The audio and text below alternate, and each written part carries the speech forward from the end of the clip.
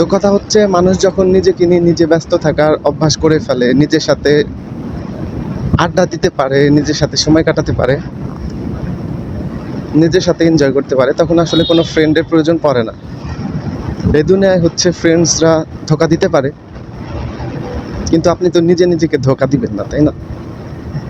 তো এইটাই হইতেছে কথা, নিজের সাথে এনজয় করতে পারাটা অনেক বড় একটা গুণ একজন মানুষের।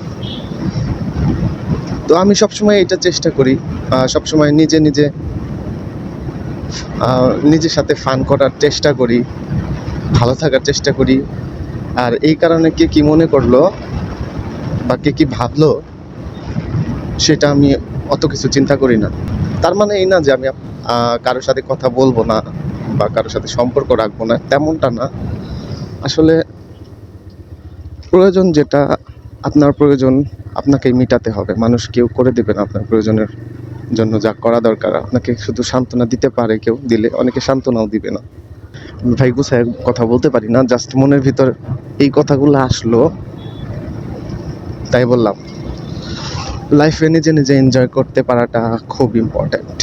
দেখতে পাচ্ছেন চারদিকে ফগি একটা ওয়েদার, কোনো রোদ উঠে না এখনো, 9টা 9:30 বেজে গেছে। अभी मुझ में कहीं बाकी थोड़ी सी है जिंदगी, जगी धड़कन नहीं जाना जिंदा हूँ मैं तो अभी। कुछ ऐसी लगन इस लम्हे में है, ये लम्हा कहाँ था मेरा, अब है सामने इसे छू लूं जरा, मर जाऊं या जी लूं जरा, खुशियाँ चूम लूं या रो लूं जरा, मर जाऊं या जी लूं जरा। हो धूप में जलते हुए तन को साया पैरों के मिल गए,